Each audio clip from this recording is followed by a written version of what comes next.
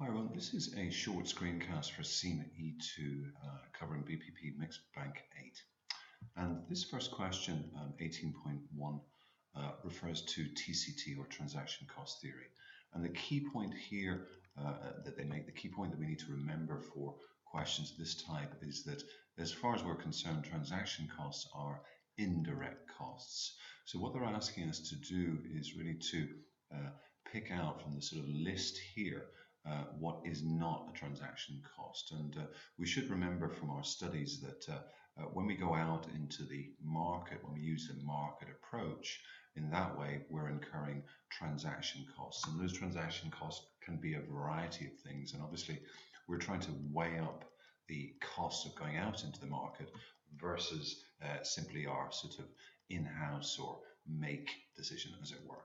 Okay, so in this particular case, what we're going to do from A, B, C, and D is pick out what are in effect indirect costs, and they're referring to them as transaction costs. That may not be clear from your study text. So certainly for me, these transaction or contract negotiation costs and monitoring costs, they have to be indirect costs. They have to be transaction costs. And a cost here, a loss of internal skills is also in effect an indirect cost of going out into the market. And the point that they're making, the one that they want you to choose, is that the contract price, in other words, the price that you're paying the outsourcer, is in fact a direct cost rather than an indirect cost, although some people would argue that that's a cost that you would include in your little calculation and your way up of sort of make or buy. So key point here is just to recognize that obviously there are a multitude of transaction costs, but they make the distinction between direct and indirect. And the main, obviously, direct cost is the contract price, the outsourcer price. Everything else will be indirect. Okay, so B is the answer. Okay, this next question just concerns lobbying or corporate political activity. And really they're looking to see if you understand the difference between these two. And really with bridging, really what we're concerned about is really adapting or sort of trying to sort of monitor to ensure compliance. So, it's very much passive rather than active. And with buffering, it's an active influence. You're really trying to influence or persuade politicians, the government, to sort of to take your view, in other words, to adjust legislation or perhaps not to introduce legislation that goes against what you want or what you need as an entity. Okay, so what we had to do was just to really pick up from the paragraph here, paragraph 1, this particular entity is reading newspapers, watching bulletins, just keeping aware of changes so that they can respond to them. And clearly that is bridging rather than buffering. And this next one here, number 2, much more active, taking the local MP out to lunch, trying to persuade the government not to implement a particular piece of legislation. Clearly that's buffering there. That's an active influence. So we had A and B, bridging and buffering in that order for 1 and 2. Okay, next question, a sort of a true or false one. These are not too bad, these questions, or certainly parts of them may be fairly easy. There's certainly one area in this question that you may find a little bit tricky. Okay, so what we're required to do is just to, to look at the sentence here. The first one concerns BCG, often referred to as the worst business model in the world. And we should really remember that that it's a question simply of a sort of market share and indeed market growth. And you'll recall that there are dogs and stars and cash cows, etc. When you're looking at that model, to look at the flow of cash between the various types of products. And so BCG really essentially provides us with a means to map products on a grid and to decide whether or not we're going to get rid of them or perhaps harvest them, use cash to fund things like question marks or stars. But this particular sentence really refers to how the grid is made up, and indeed it is correct. We're simply comparing the market share, indeed as a ratio to the market share of the largest competitor for that same product. So A is in fact true. So just try to remember that, it's certainly a ratio and there is a comparison to the largest competitor in the market. Okay. The next one talks about sort of exploitation of the learning curve in the early stages of production may help in the pursuit of a cost leadership strategy. Well, we needed to know what a cost leadership strategy meant, and certainly that's one of Porter's 3 generic strategies. And essentially what it means is that we try to be the lowest cost producer, the lowest cost provider. What will that enable us to do? Well, certainly, economies of scale will be relevant for us, but also perhaps the ability to undercut in price, or perhaps to introduce a high price and make a lot of profit, perhaps in the early stages. So how does that tie into this question? Well, essentially, what we're saying is that if we exploit the learning curve in the early stages, does that tie in? Well, it certainly does, because in essence what we're saying is that we would try to reduce costs by exploiting that learning curve for this new product, and that would certainly help us to spread costs over more units and therefore achieve economies of scale. And certainly that ties in with a cost leadership strategy, i.e. being the lowest cost producer or provider in the market. So that's certainly true also. Now, this next one here, this is the one that might have caused a little bit of difficulty. And really what they're saying here is that the company or the organization sells home improvements and other sells package holidays. Are they form competitors? Well, actually they're not. They're generic competitors, because those 2 items, really what the company is doing, or what these companies are doing, are sort of competing for the same type of income. You might think of perhaps a speedboat and a high performance sports car. They're competing for the same type of income, so that's generic. Okay, form would be sort of technically different, but satisfying the same needs. The example that I've given here is cigarettes and perhaps a lighter. So that in fact is false. So it's AAB, true, false. Okay, this next one here, a little bit tricky because the model is maybe a little bit difficult to understand. What I'm referring to here is Blake and Moulton's grid, and hopefully you'll recall that that was really just one of our sort of managerial grids, where we're looking at 2 axes, one concerned for people and one concerned for production. So really what they're saying here in relation to storeless supermarkets is that different managers will have different attitudes, and we should remember from our managerial leadership studies that very many of the models center around sort of 2 sides.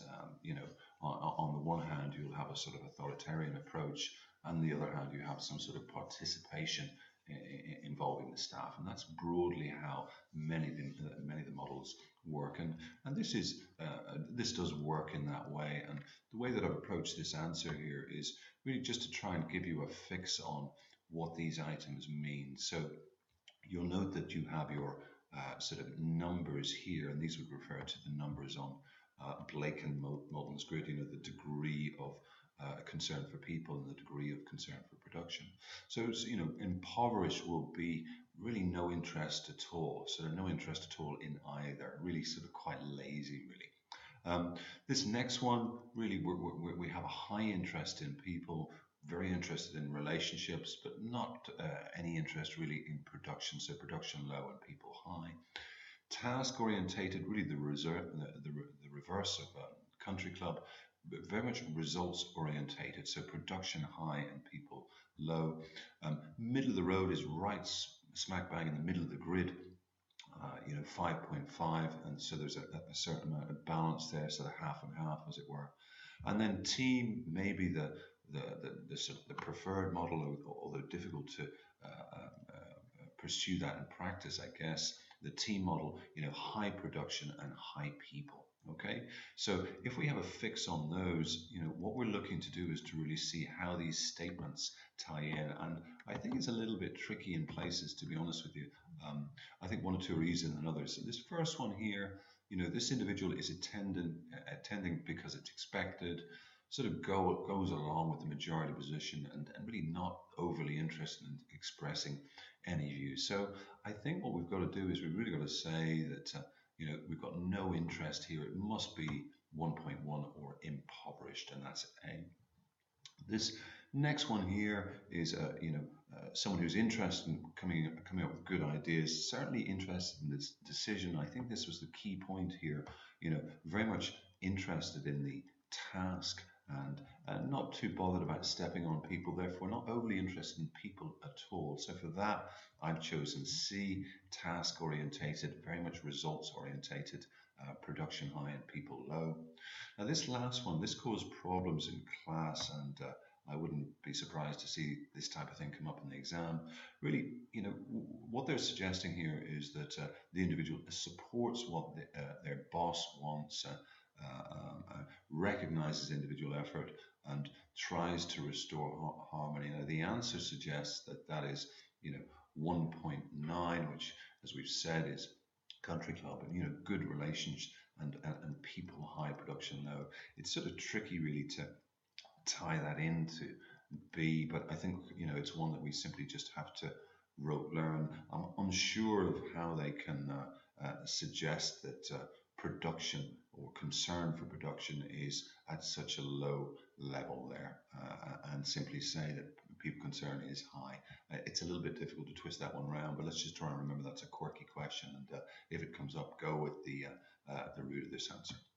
Okay, 18.5 here. Again, this seems to be a popular area for certainly the BPP MCQ questions, and to some extent when they approach it in this way, i.e. with the various gods, it's a question of rote learning. So what I've done here is, as with the other questions of this type, another screencast that I've uploaded, try to give you a fix on what these mean. So task, certainly team-based and flexible. Results are relevant, and that is Athena, that is C. Person culture, the individuals are all important, so it's very much about the individuals. I've likened that to a set of barristers' chambers, perhaps where the administrative functions are just that, they're just support, and the focus is on the barristers themselves. So for that, I'm going for D, Dionysus. Now, in terms of role culture, maybe that's a little bit easier to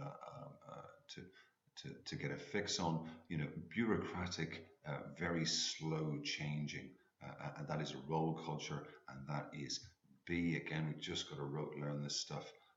And the last one here, power culture, I've likened that to perhaps Ryanair, a central figure, power coming from one person, probably suited to small organizations. So just think Zeus, Michael O'Leary. Okay, so CDBA for that. Okay, next one. We've got this, again, quite a popular little area for them, this area of negotiation. And again, what I've done here is just to give you a spin on what these areas mean.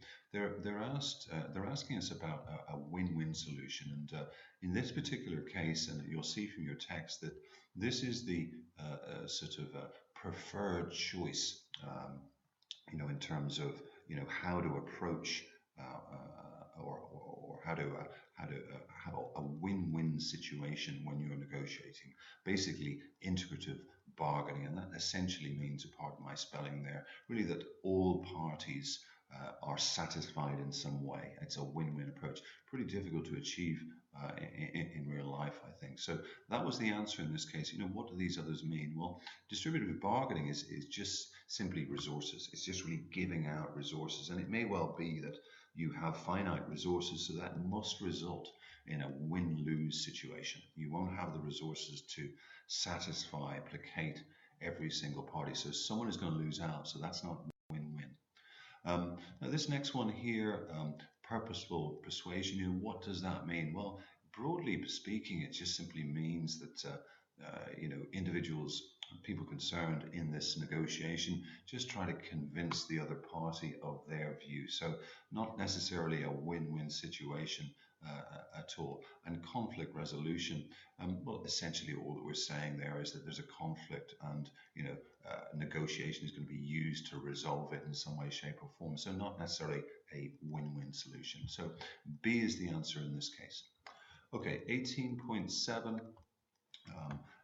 again, it's a sort of a true or false, gives them quite a lot of room for maneuver here when they put these questions in, because they can examine, several different areas. In this case, they simply examined one, and it's the balanced scorecard. So some stuff that we really need to remember about the balanced scorecard: it certainly doesn't create a corporate strategy, it supports it in some way. And hopefully you'll remember from your studies that this balanced scorecard, really devised by Kaplan and Moulton, has come about because of the problems that we associate with traditional measures, or traditional performance measures. So, profitability, share growth, etc., or net asset-based growth.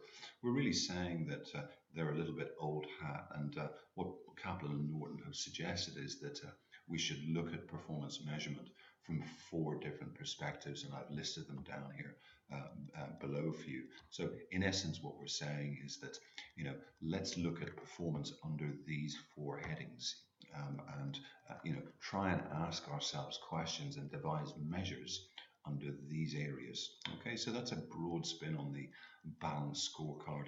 So what do we need to know up here? Well, the first one, as I've just mentioned, is that the balanced scorecard, it certainly supports, it doesn't create. Okay.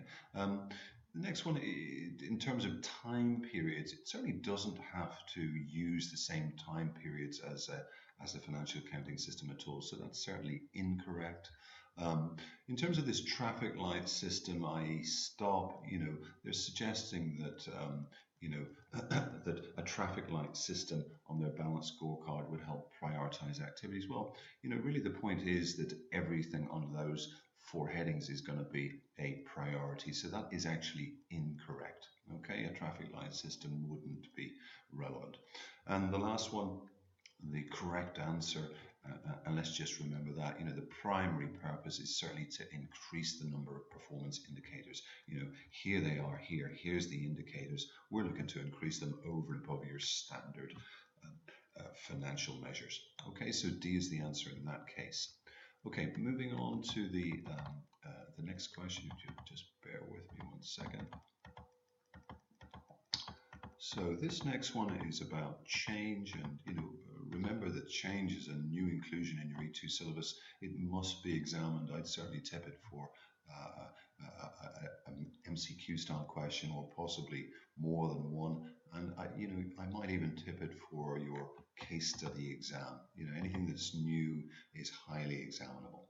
So we've got Lewin's 3-stage model here.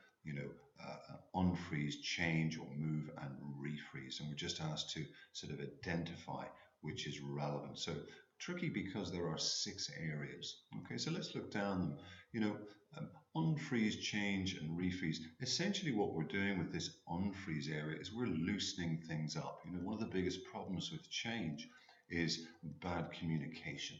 And that the detail of the change and what's expected of individuals isn't communicated. In other words, the change is simply made in the hope that everything will be okay. Well, more often than not, it's not. In terms of the change, once you've sort of unfreezed people, as it were, you really sort of introduce the change and you involve staff, often referred to as move. And then the last part, refreeze, is really the sort of the consolidation. So you're sort of embedding that change in the organization. So let's run down each one. So first one here is identifying the forces resisting change, and that has to be at the first stage. In other words, the unfreeze stage. Communication is going to be important there, but also, of course, in the first instance, identifying where the problem areas are. Okay. The next one here is staff participation. As I mentioned above, that buy-in from staff is going to be important. It might have been easy to put this in the A part, in other words, the unfreeze part, but just remember that phrase, staff participation, getting people involved in the change, and that will be part of the move or change area, and that's B. This next one here, making the move towards the desired end state, that must be in the change or move phase. It even uses the word, as you'll see, so again, that's B. Next one, we're talking here about reinforcement, reinforcing the adoption by staff, and I've just slotted in that word consolidation, and that has to be the refreeze stage. Next one here, strengthening the position of the forces driving the change. You'll see that that sort of links into this area here above, identifying the forces resisting change. This is really the other side of it. Hopefully you remember Lewis's other model, that idea of restraining versus forces that help the change or encourage the change. So again, that must be as an element of communication going to be going on there once the forces for change have been properly identified. And then the last one, fairly easy, uses that word embedded, and again I've referred to consolidation or consolidating, must be C and part of the refreeze. Okay. So A, B, B, C, A, C. Okay, 18.9. Now, this is, again, quite a popular area, management and leadership. And really what they're doing here is they're referring to Ashridge, which is effectively the same as Tannenbaum and Schmidt's model. Now, in terms of the detail here, what we see is that we have a time-constrained project. We do have staff that have good qualifications and good experience. Each team's headed by an expert in the field. Project manager also has good experience, but ceased to be involved in practical research some years ago. So what they're asking us to do is to identify what would be least useful. Well, really, if we know the detail of tells, sells, and consults and joins, we should really know that with this type of arrangement, where you've got people who know what they're doing, and are experts, and we also have a pretty good project manager, this idea of tells, where we're simply forcing decisions indeed on staff, is really not going to work. It's going to create resentment. These people know exactly what they're doing. You need to involve them. So I would have thought a more sort of a participation style approach is going to be helpful here. So I would have said that tells is definitely the least useful, and that's the answer that I've gone for. Okay. This next one, 18.10, again, fairly straightforward, I think. These sorts of questions, obviously referring to Mendelow and Mendelow's matrix here. No issues really here. We're saying that, the level, classifying stakeholders in terms of their level of interest. I've often seen students take that as influence rather than interest. Similar thing, but interest is the word that's relevant. Influence isn't included here, obviously. And then they talk about in a strategy and their power to influence it. Certainly power and interest, those are the key points. Mendelow has a very, very good chance of coming up at E2. It's often examined, so do get a fix on that grid, what it's used for, and obviously the terminology and the advice that Mendelow provides. Okay, that's about it. Hopefully that was helpful to you, and good luck in your MCQ exam.